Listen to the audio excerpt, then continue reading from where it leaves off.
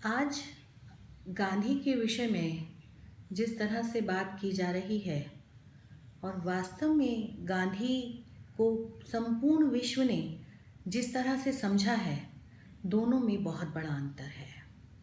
गांधी इंसान और इंसान के रिश्तों में कभी भी धर्म को आड़े नहीं आने देते थे।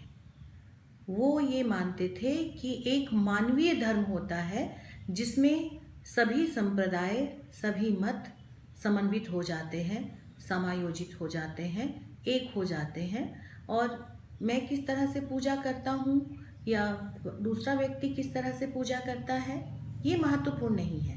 महत्वपूर्ण ये है कि हम क्या पाना चाहते हैं, कहाँ पहुँचना चाहते हैं और अपने समाज को क्या रूप देना चाहते हैं। इसलिए आज़ादी की परिकल्पना में गांधी की कहीं भी इस तरह की सांप्रदायिकता जो विद्वेष पर आधारित है या इस तरह का कट्टरपन जो विद्वेष पर आधारित है, घृणा पर आधारित है, गांधी में समाहित नहीं था।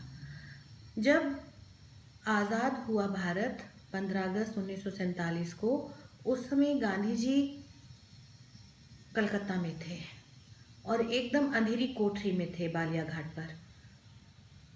लेकिन 3 सप्ताह के बाद जब वो दिल्ली लौटे, जिस तरह का कत्लेआम था, तो जहाँ वो ठहरे थे उसके बाहर शरणार्थी गांधी को मरने दो, क्योंकि वो अनशन पर थे, इस तरह के नारे लगा रहे थे कि गांधी को मरने दो, गांधी को जाने दो, गांधी को बर्बाद होने दो।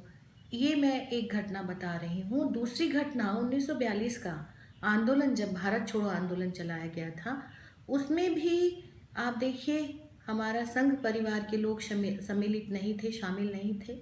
और उसमें ना ही वामपंथी लोग यानी वामपंथी जितने भी ग्रुप्स हैं वो लोग भी शामिल नहीं थे, ना ही दक्षिणपंथी लोग शामिल थे। तो गांधी ने कभी भी वामपंथियों को या दक्षिणपंथियों को देशद्रोही नहीं कहा।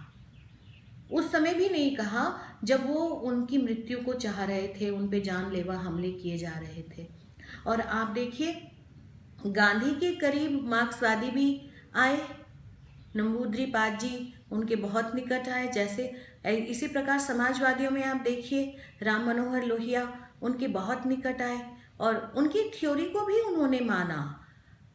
और संघ परिवार भी उनकी थ्योरी, स्वदेशी की जो थ्योरी है संघ परिवार की, वो कहीं ना कहीं गांधी से प्रभावित है, बहुत ज़्यादा प्रभावित है।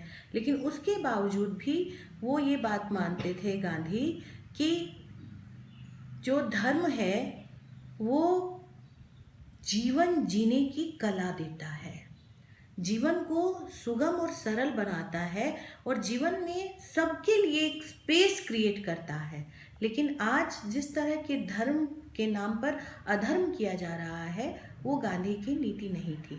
राजनीति के परिप्रेक्ष्य में यदि हम देखें तो जहाँ तक गांधी की प्रेरणा थी, वह एक दलीय राजनीति से ऊपर उठी हुई थी। वो कदापि ये नहीं मानते थे कि एक विशेष बहुमत के आधार पर चुनी हुई सरकार को सारी सत्ताएं सौंप दी जाएं, सर्वाधिकार संपन्न बना दिया जाए और जनता निहत्थी रह जाए। मतलब देश की आज़ादी के लिए भी गांधी ने कभी एक दलीय राजनीतिक व्यवस्था की परिकल्पना नहीं की थी। वो नहीं चाहते थे कि एक दलीय बहुमत के आधार पर राजनीति में जो चुना जाए वो ही सब सर्वे सर्वा माना जाए। बावजूद इसके कि वो बहुत बड़े राजनीतिज्ञ थे, विशेषज्ञ थे, निश्चित तौर पर थे। उन्होंने अपने युग को पूरी तरह से बदला, अपने युग को दिशा दी और उनके बाद भी शताब्दियों तक मानव जाति उनसे प्रेरणा लेती रहेगी। गांधी जी का राजनीतिक ढांचा जो था वास्तव में बहुत निचले स्तर पर, गांव कह लीजिए या गांव से भी नीचे मोहल्ले से प्रारंभ होता था और वहां से प्रारंभ होकर वो एक इकाई से दूसरी इकाई से जुड़ता हुआ सारे देश में परिव्याप्त होता है और फिर देश एक दूसरे देश से जुड़ता हुआ अंतर्राष्ट्रीय स्तर पर वो फैलता है। ऐसी उनकी परिकल्पना थी। और इस परिकल्पना में एक और बात ध्यान देने योग्य है कि उनकी इस परिकल्पना में सीढ़ी दर सीढ़ी नहीं था चढ़ना, बिल्कुल नहीं। सब बराबर था, समतल था, एक ही धरातल पर था। यानी आप निचली पीढ़ी पर, वो उचली पीढ़ी पर, वो उससे ऊपर की पीढ़ी पर, ऐसी परिकल्पना गांधी की नहीं थी। उनके विचारों में एक स्पष्टता थी कि जो संरचना हो राजनीति की, उसके लिए जो प्रक्रिया अपनाई जाए वो पूर्ण रूपेण लोकतंत्रात्मक हो, और वो जो अधिकार एक मोहल्ले के लोगों के पास हो, वैसे ही अधिकार बहुत ऊपर बैठे हुए प्रधानमंत्री या राष्ट्रपति के पास भी हों। यानी जनता पूर्ण रूपेण सशक्त हो, ऐसी परिकल्पना गांधी के राजनीतिक ढांचे की थी। और यह दृष्टि किसी बहुत बड़े राजनीतिक विशेषज्ञ से ही निकल सकती थी। इसीलिए गांधी अपने युग को एक दिशा दे सके।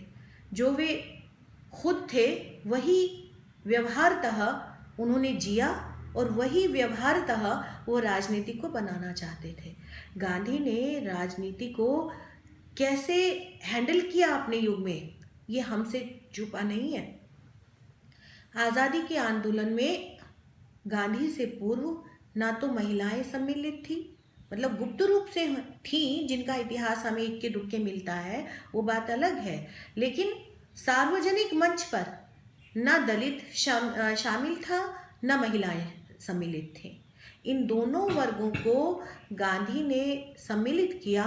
उनका मानना था कि सामाजिक तौर पर जहाँ हम जीते हैं, जहाँ हम मरते हैं, जहाँ हम एक दूसरे के साथ होते हैं या एक दूसरे से अलग होते हैं, वो समाज है।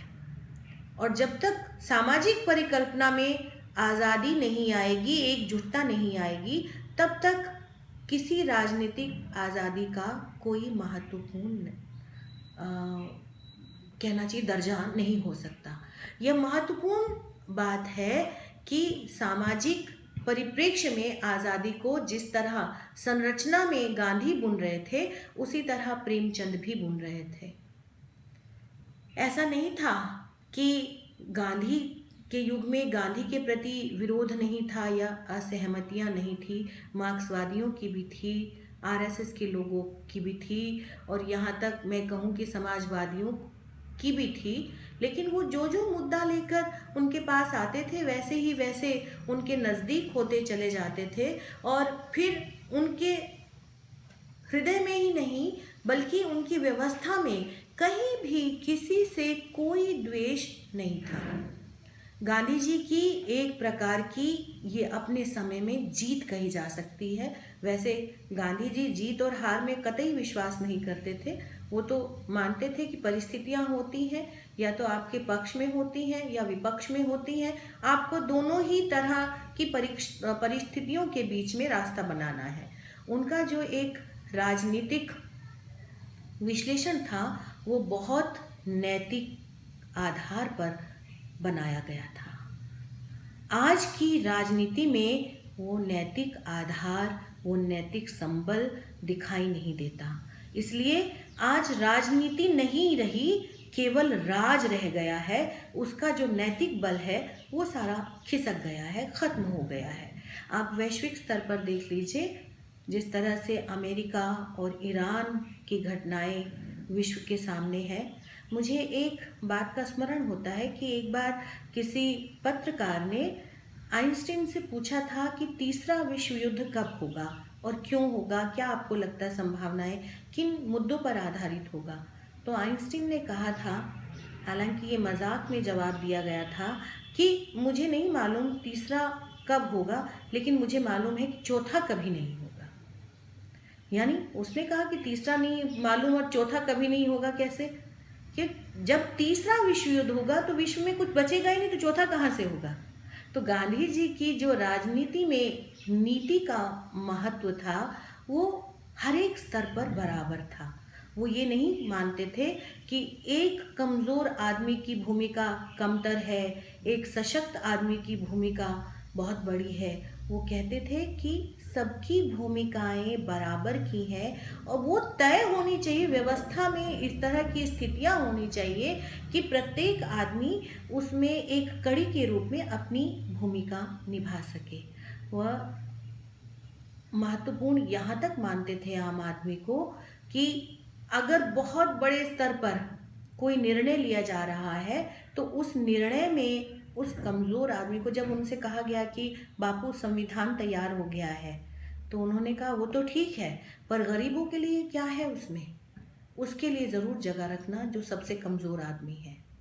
तो उस व्यक्ति को उस समय भी, जब पूरा विश्व उसको पूजनीय मान रहा था, उस आम आदमी की न सिर्फ परवाह थी बल्कि वो उसके साथ खड़ा था, उसके साथ संघर्षरत था।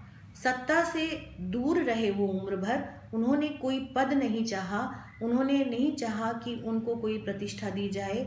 उन्होंने कहा कि आपकी मानवीय प्रतिष्ठा, आपकी मानवीय गरिमा किसी पद के मोहताज नहीं होती। इसलिए एक साधारण आदमी में कितनी शक्तियां निहित है, कितना बड़ा परिप्रेक्ष्य एक साधारण आदमी के भीतर निहित है और कहाँ तक एक साधारण आदमी फैल सकता है, राजनीति को ही नहीं, हमारी समस्त नीतियों को, चाहे वो अर्थ नीति हो, चाहे समाज नीति हो, चाहे धर्म नीति हो, सबको गांधी ये सिखाते हैं।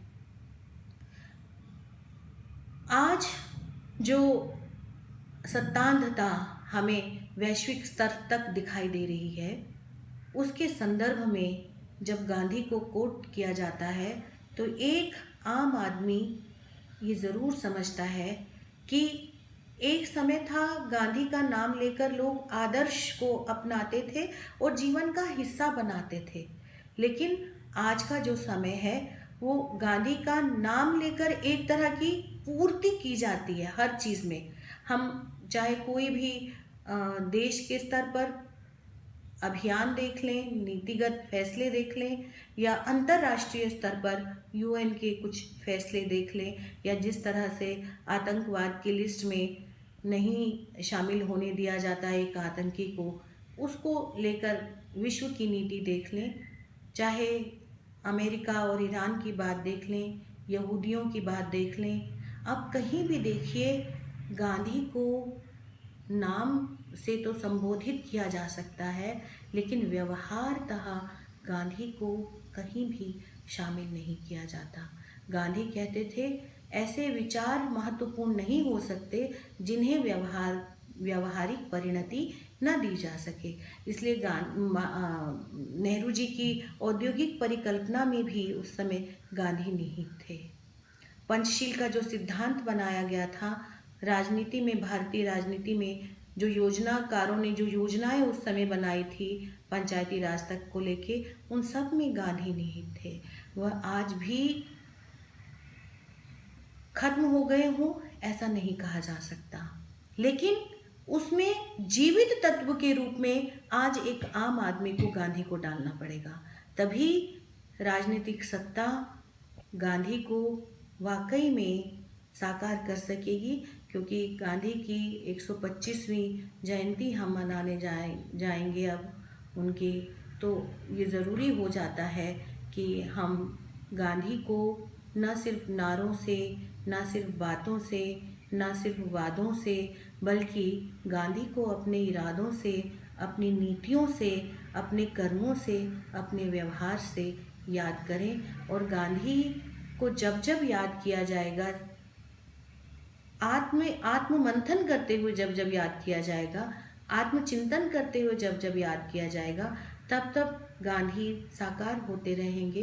क्योंकि गांधी पूरी हिंदू परंपरा को वेदों से लेकर ब्राह्मण ग्रंथों तक, उपनिषदों से लेकर बौद्ध धर्मशास्त्र तक, बौद्ध धर्म ग्रंथों तक, जैन धर्म ग्रंथों तक गांधी परिव्याप्त है। उस पूरी परंपरा को अहिंसा, प्रेम, सद्भावना के आधार पर आम आदमी को मद्देनज़र रख के, आर्थिक निर्णयों के लेने के आधार पर आम आदमी को सामने रख के, प्रतिष्ठा देते हुए राजनीति में स्थापित करके मानवीयता को प्रतिष्ठित करते हुए गांधी ने जो अपना जीवन जिया वो पूरे विश्व के सामने एक आदर्श परिकल्पना को रखता है। वो कहते हैं कि अमानवीय जब निरंकुशता जब हावी होगी तब तब हमें ये ज़रूरत पड़ती है कि हम गांधी को एक बार पुनः सोचें, गांधी को अपने परिवेश में परिव्याप्त करें, अपने व्यवहार में उतारें, अपनी सोच में उतारें और इस प्रकार हम गांधी की किसी भी साधारण से साधारण स्थिति से प्रभावित होते हुए अपने समय की रचना करें।